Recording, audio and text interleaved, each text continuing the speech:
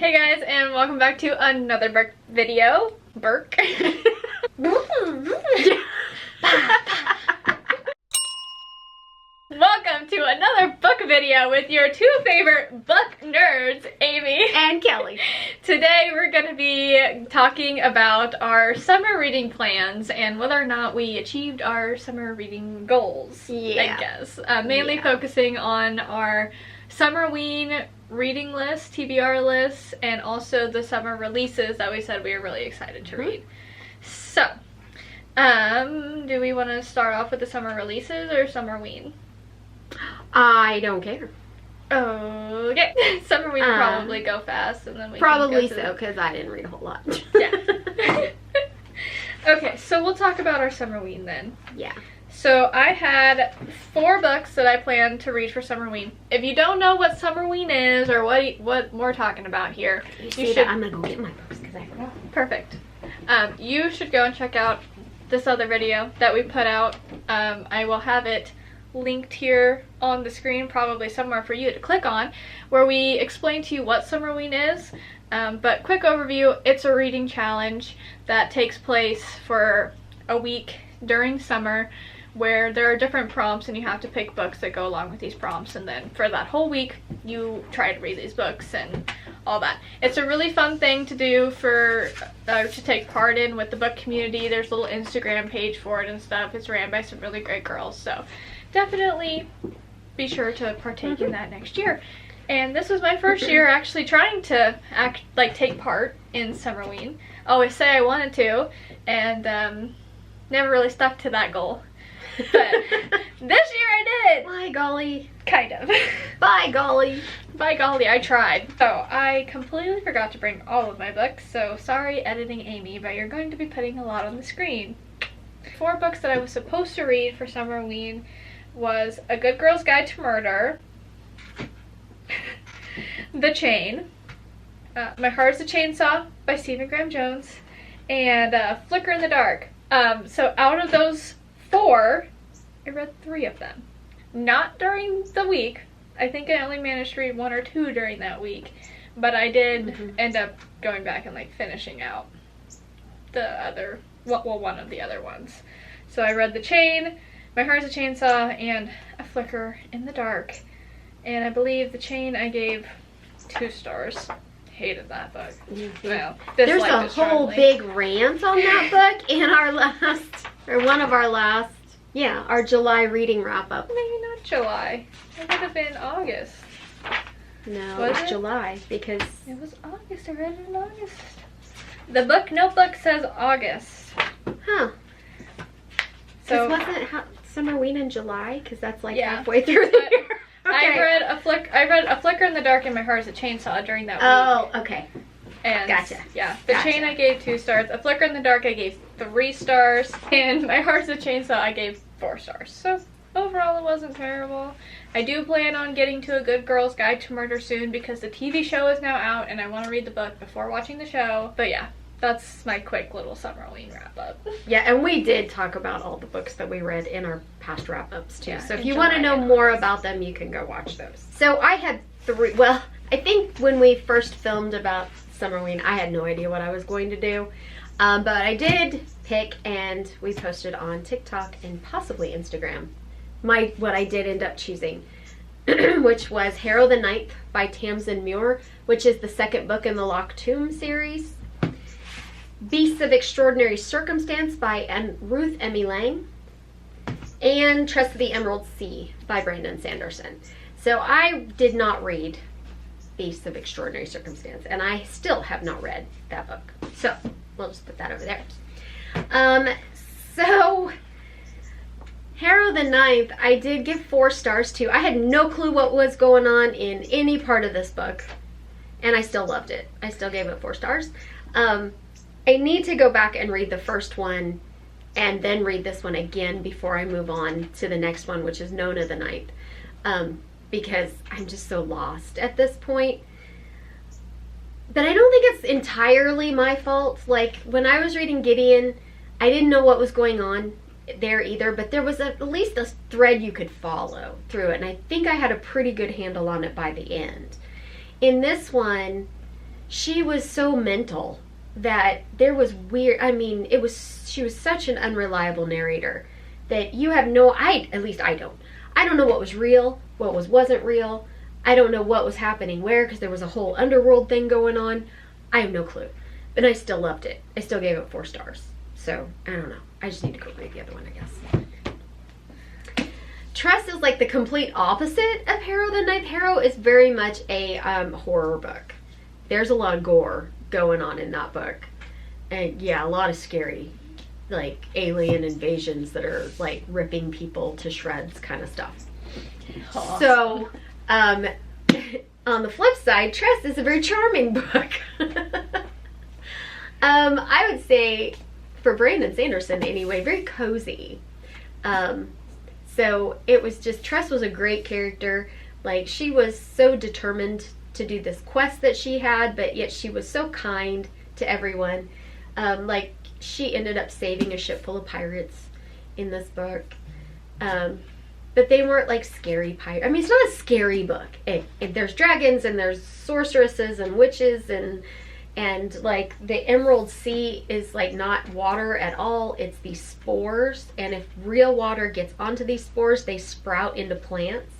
And so if you happen to have fallen overboard off a ship into these spores when they sprout, like, your sweat could make them sprout. They'll just shred you. So it's really kind of, you know, a little bit dark. It's not just nice flowers that, like, bounce you up or something. There are vines and trees that will just, like, shoot up through you and shred you apart.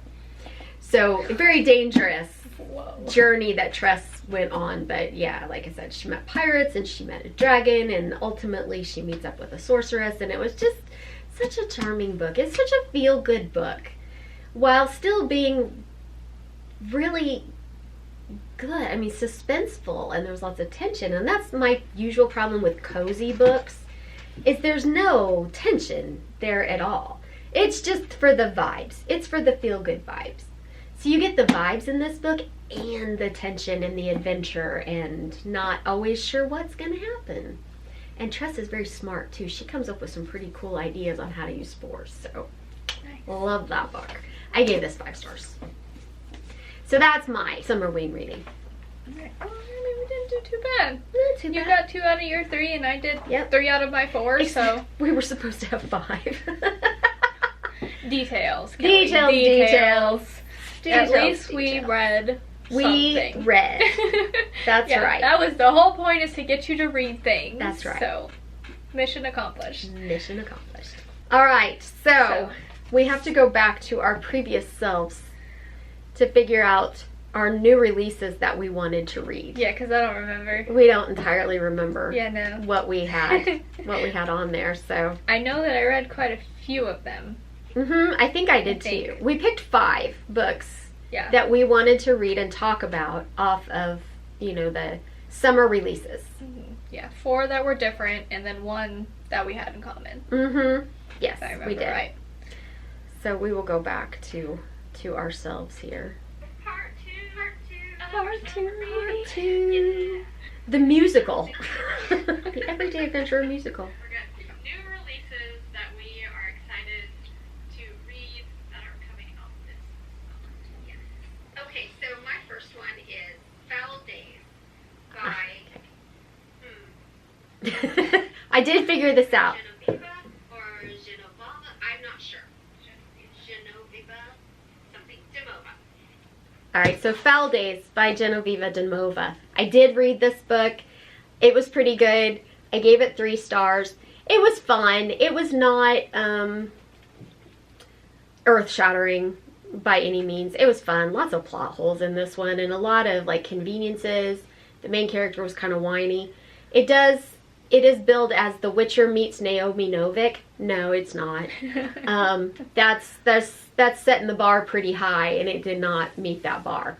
But it was still interesting, and there is, I don't know if it's going to be a duology or a trilogy, but when the next one comes out, I'll read it. It was pretty good.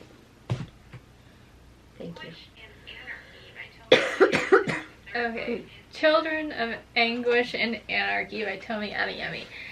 I have completely forgot that that book even came out, that it exists at all. So I did not read it. It's been so long, and I said this in that video, it's been so long between this release and the second book in the series that I do not remember at all what happened in the other 2 books. So that's one that I would have to go back and read the other 2 books first before reading this one. And honestly, I don't really know if I want to anymore. Like, I don't know. They're YA books, and the more YA that I read, the less I like YA now. And so I'm scared to go back and read those books and be like, oh, these really aren't that good. You want to remember them fondly? I kind of do. They're really pretty covers and stuff. They are gorgeous. But, yeah. You could always just buy the book just to have it, the complete set. I could. I could, but maybe like a year or so from now when I have money to spend on books, and because all of it goes to Halloween right now. So there you go. Oh, of course. Yeah. Of course. All right. So my next one. All right. My next one is Long Live Evil by Sarah Reese Brennan. Okay. And this is Long Live Evil. I have not read it yet, but I do still want to. I think it sounds really good.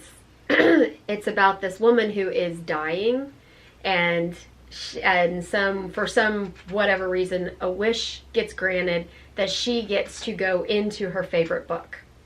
Only when she gets there, she finds out she's not like the main character. She's actually the evil sorceress. So, and the cover is like amazing. If you want to show it here. I love this cover. It is so amazing. So I do still intend to read that. I just haven't gotten to it yet. next book that I'm excited for. Okay. Horror movie, a novel by Paul Tremblay. Horror movie by Paul Tremblay. I did read this one. I gave it 4 stars. I really, really liked this book a lot. It gave me the same kind of vibes as the movie Hell House, LLC, because it's kind of like got that vintagey documentary style for a horror book, like whatever, and I just loved it. It was so good. I think I was trying to remember why it wasn't a 5-star. I think maybe some parts were just a little bit slow. There wasn't a whole lot happening, because there was times where we're just kind of learning the backstory of why horror movie is cursed and all of these things, and it was a lot of kind of like, okay, like, let's get into the action parts. Like, tell me actually why it is cursed. But that also, not knowing why it's cursed, is what kept me hooked, too. So it's like a double-edged sword. But yeah, no, I thought it was really good. I definitely recommend it. And I'm surprised by Paul Tremblay actually liking one of his books so much. So I will be reading more from him, for sure. Next up. Okay. All right, my next one is the T. Kingfisher release. Ah. Until August 6th. All right, I already know what that is. So, A Sorceress Comes to Call by T. Kingfisher. I obviously did read it, and I did enjoy it. It was, I think it was still only 3 stars, or did I give this one 4? I don't remember now. I think you gave it 4. I might have given it 4. This is supposed to be the dark retelling of the Goose Girl fairy tale. It's not. It really isn't. I think it has the themes that it has in common, that this book has in common with the fairy tale, are such generic themes that you could apply that to almost any fairy tale. So, I mean, you do have a witch, you do have a horse that talks, you do have geese. It's just it's not, if you go into this thinking you're going to be rereading the fairy tale, just longer and more dramatized, no, it is not. It is dark, as a lot of her books are creepy dark. Well, I mean, it's by Brothers Grimm's, the original one, so that's dark.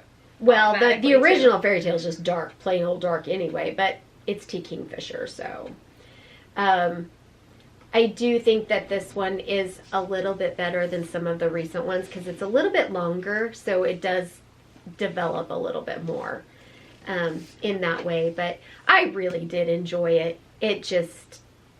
It's one of the problems that a lot of her books recently have is like it's really, really, really slow, and then boom, it's a race to the finish. And that is this one.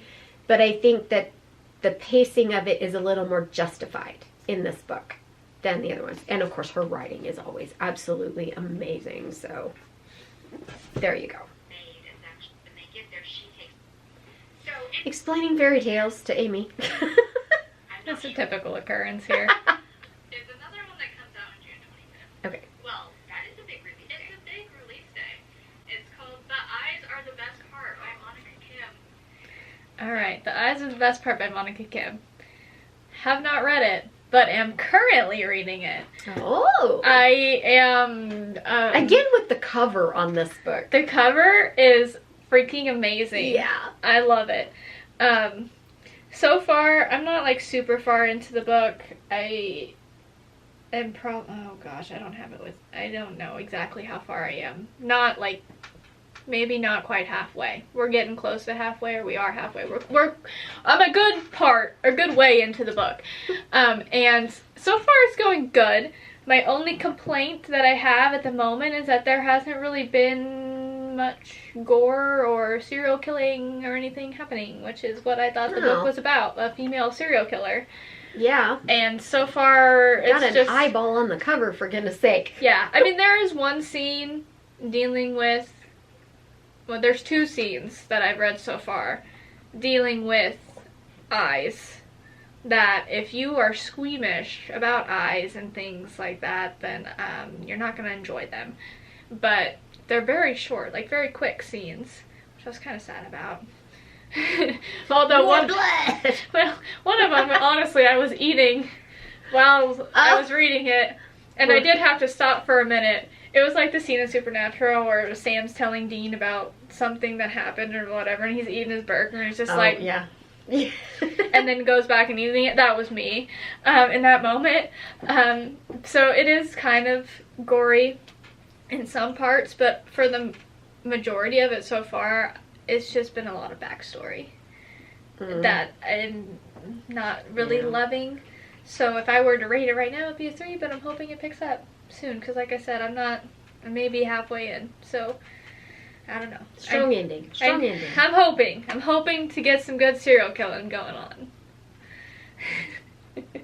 Always our hope. It's what every normal person says. Alright, my next one is not until August 13th, and that is Lady Macbeth by Ava Reed. Okay. I haven't. Lady Macbeth by Ava Reed. I still have not read it. I'm still on the fence about it because I don't have the best luck with Ava Reed. Usually her writing is really good, but the way she tells a story doesn't really do it for me. But I do like Macbeth. So it's like one of my favorite plays. So I don't know. That might be tough. Then. Risky, because what if it ruined? It's not gonna ruin the play for me. Let's face that. But it just might be bad. It just might be bad if it doesn't live up, or it might be good because I like the play so much that I'm still on the fence. I don't know if I'm gonna read it or not. I'm still intrigued, though. I'm still very intrigued. And really, of all of the books about the whole taking the woman villain in the story, and you know, it's like there's a huge list of books like that now. This one is probably one of the ones that most interests me. You know, I've read a few, and now I feel like I could really do without it because do I need to read more? You know how it's gonna go. Woman starts out good, bad things happen to her, she turns into a villain, and now we feel bad for her because we know why she's a villain. That's the template. So I've read like 3 or 4, and now I'm feeling like, oh, okay, I'm done with that. I'm good now, thanks. But this one still does intrigue me because it's Macbeth. And let's face it, Lady Macbeth was kind of crazy. Yeah. Kind of crazy. So anyway, okay. Still thinking about that one.